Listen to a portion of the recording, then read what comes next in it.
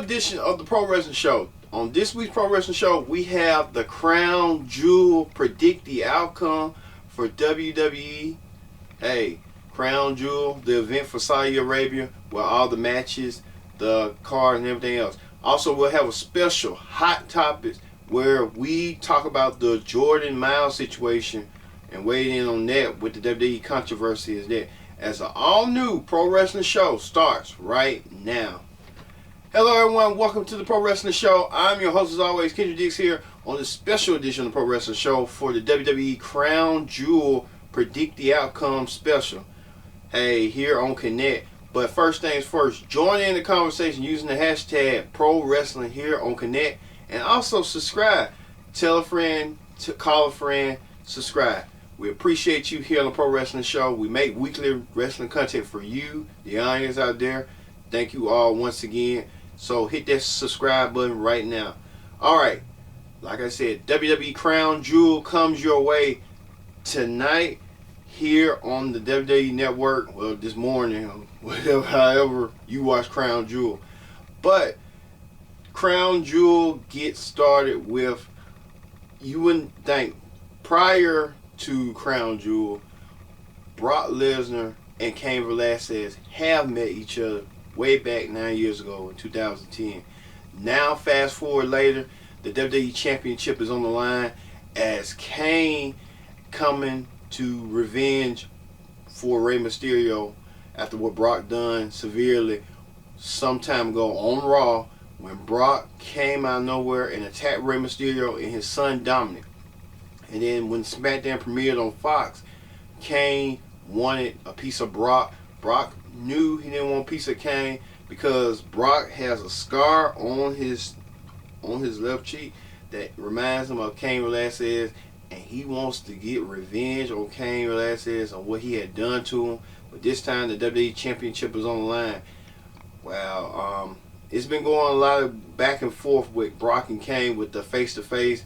Brock and Cain never touched each other until Brock this past Friday on SmackDown made a devastating path of destruction. If you watch the Pro Wrestling Show this past week, Brock came in F5.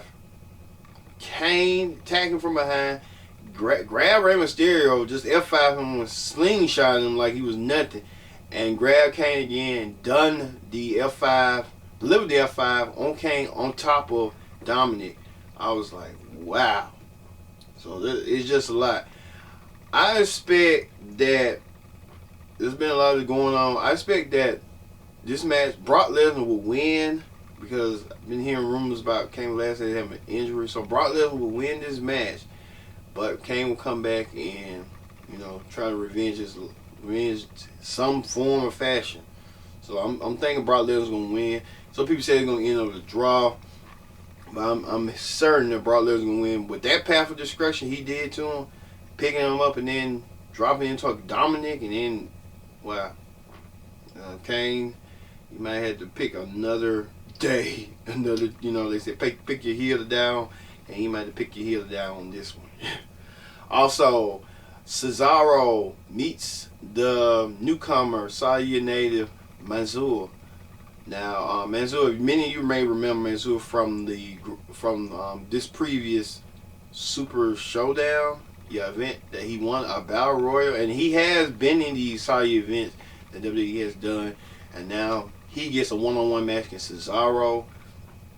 I want to say expect Mansoor to win, and Cesaro put him over, and Cesaro makes him look good in the match, but it'd be like an upset type deal. Just look out for that one.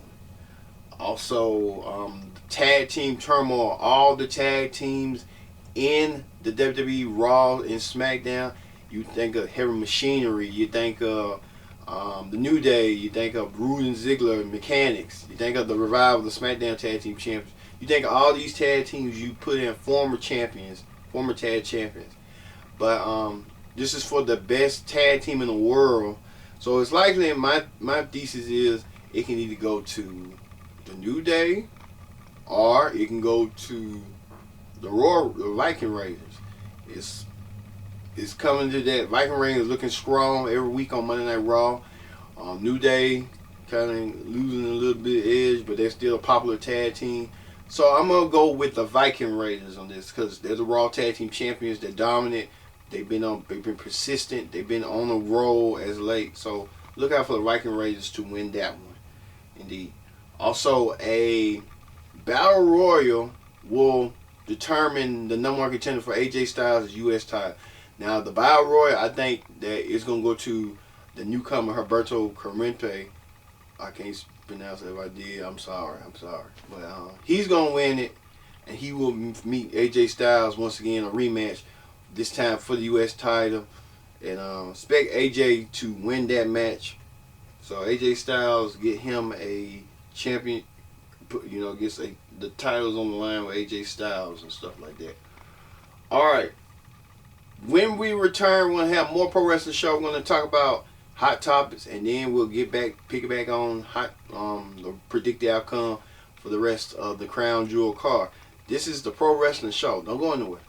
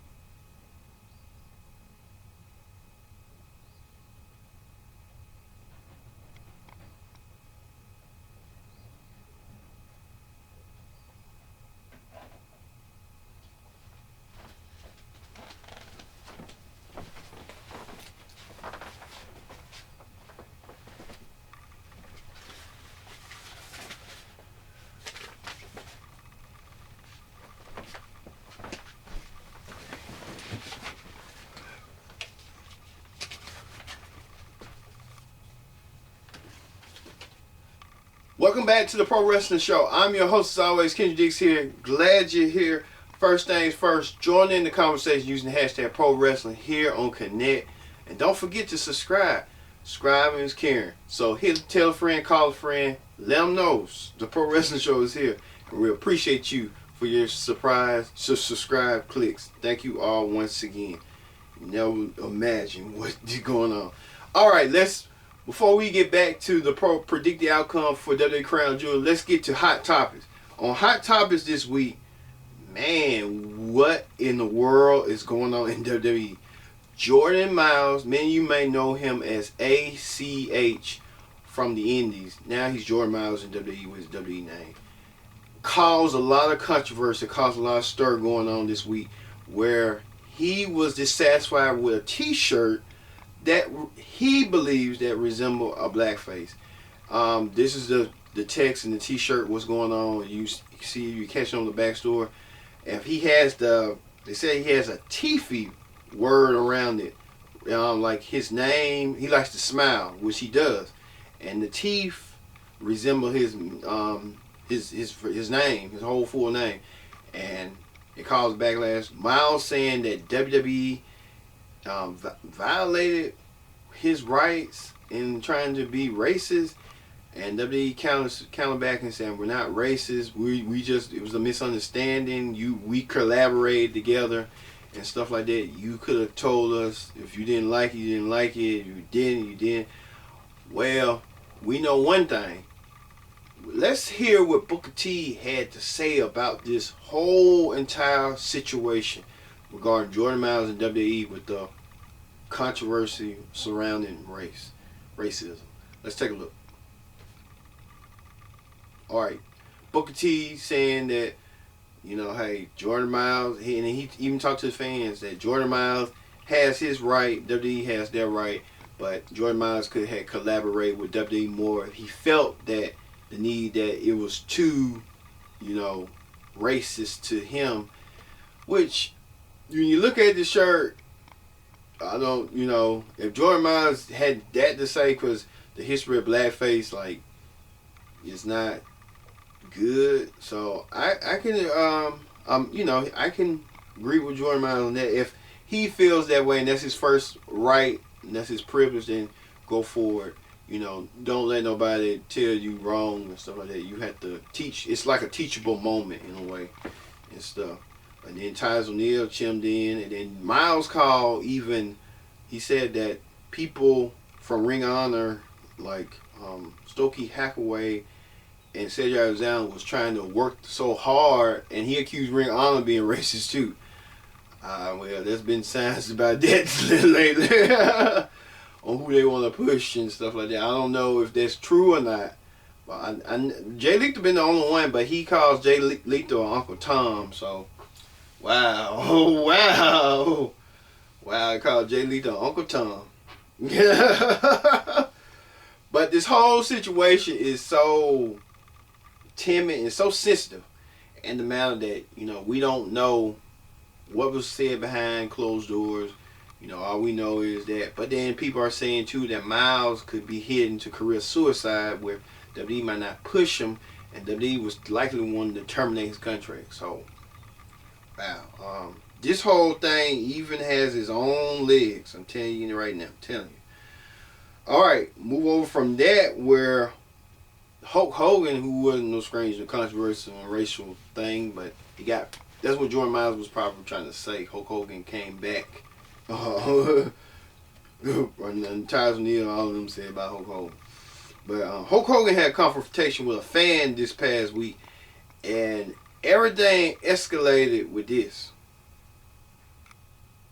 Yes, Hulk Hogan, after the SmackDown show appeared, went to the airport, and a fan was trying to call him out. Hulk Hogan said something about he'll take a sure temper to his wife. So you know what that means. Hogan ain't no stranger to the ladies. So the Hulkster trying to rectify the situation with the fan, trying to intimidate the fan. Why do fans like to intimidate these wrestlers like that? When these wrestlers trying to mind their own business, and I don't know, it just comes out. It's coming out naturally. Well, you know how that go. Hulk Hogan said, brother, I'm gonna show you, I'm gonna do the 3 punches and knock you out, silly. You know how that go. Also, MLW hires a former WWE creative team member, Chris Joseph. Many of you might know him as Big Dick Johnson. Back in the day in WWE, he used to dance like the New Year Baby and stuff, and Big Dick with the rubbing the baby oil. Big Dick Johnson now a part of the MLW team, and I think he was a former member of the Lucha Underground team, where Lucha Underground doesn't exist no more, and some of those stars have went to Impact and MLW. So I can see that with Big Dick Johnson helping out, and he said he wanted to get his teeth into something. He has got his teeth into something in MLW. Also, check out Court Bauer on, it's circulating around YouTube that with Being Sports about his backstory. He has telling a good detail of his backstory from his origins from WWE, working as a WWE assistant, working to the WWE creative team member, and how he worked with Donald Trump and Mr. McMahon to build for that Battle of the Billionaires match and stuff. So it's a good piece, good video piece. Take your time out and watch it. Also, AEW making changes and stuff. As Tony Khan, the president of AEW, called out Paul Lee about a big announcement. Many people was thinking it was a video game or elsewhere.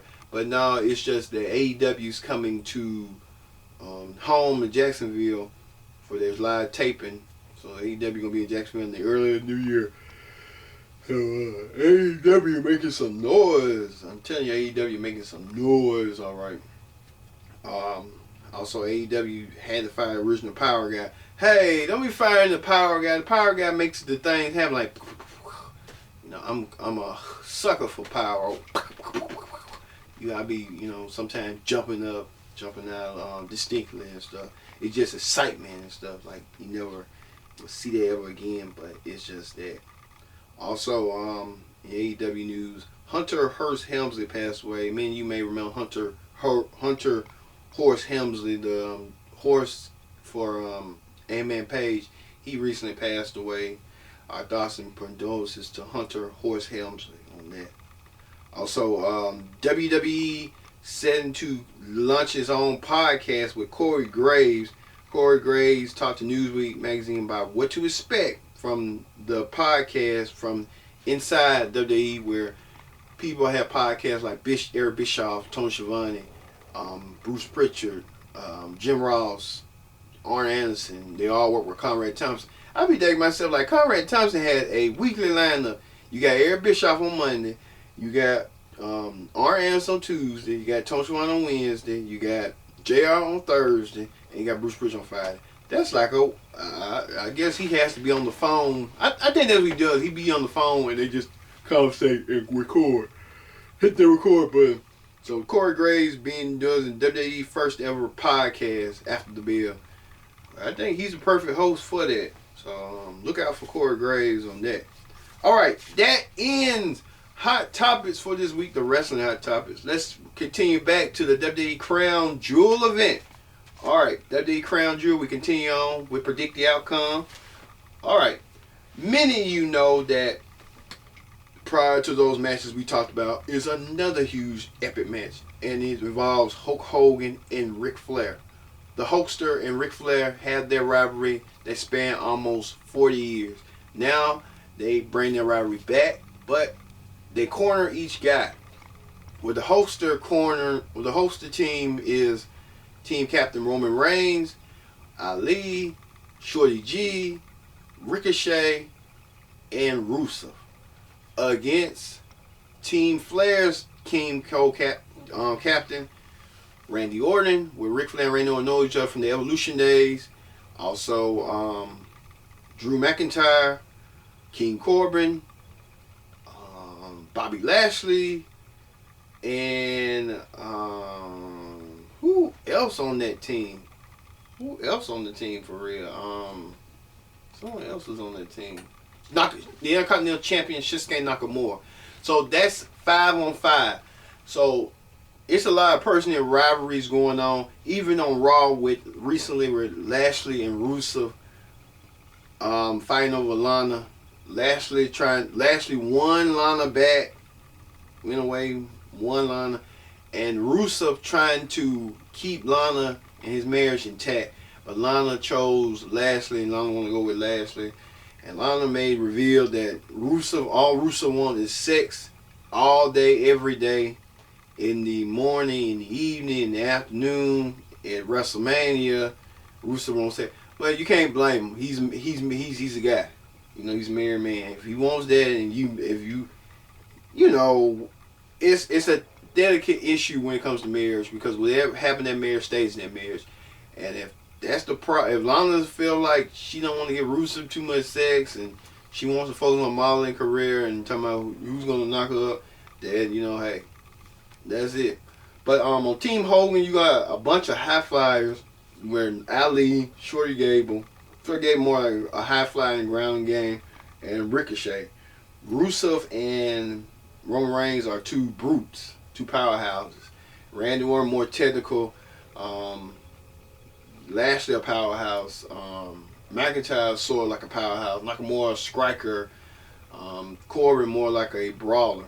But you have to go with Team Hogan, and you got to go with Roman Reigns, winning for Team Hogan.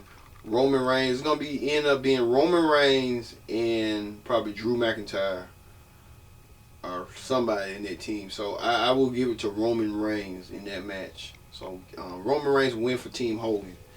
Indeed. All right.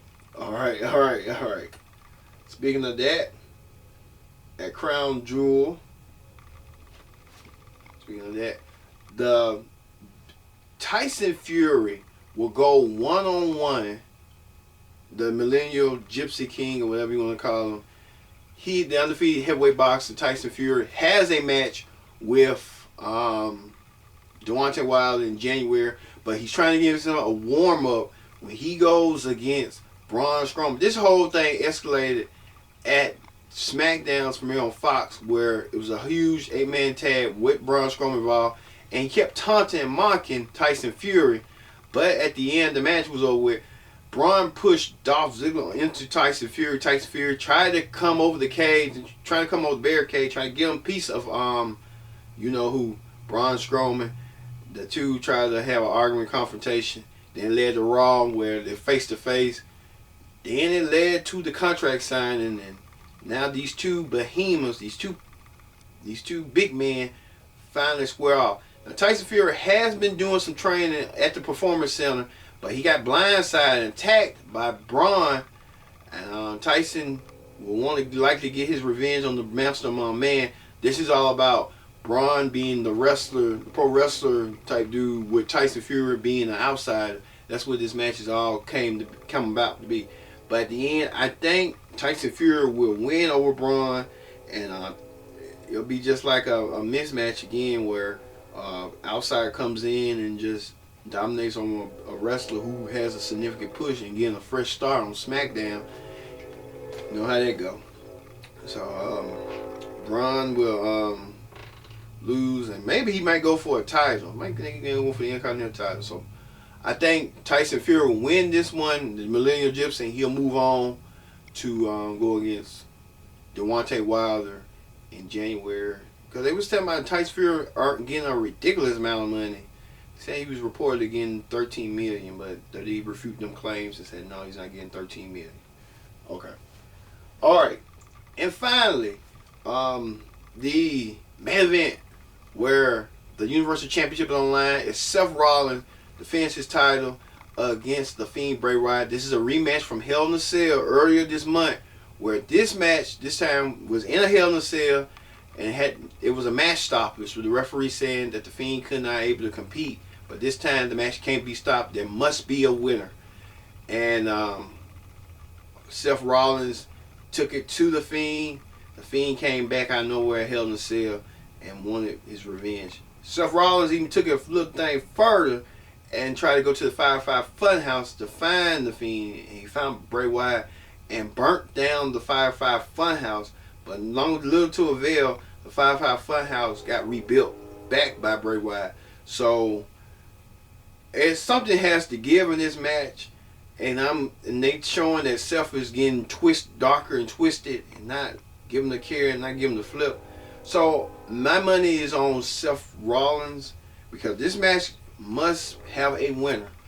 And the Fiend recently got drafted to SmackDown, and who his next victims of SmackDown gonna be, I will never know.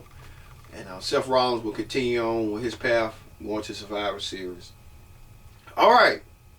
Thank you all once again for watching this episode of the Pro Wrestling Show.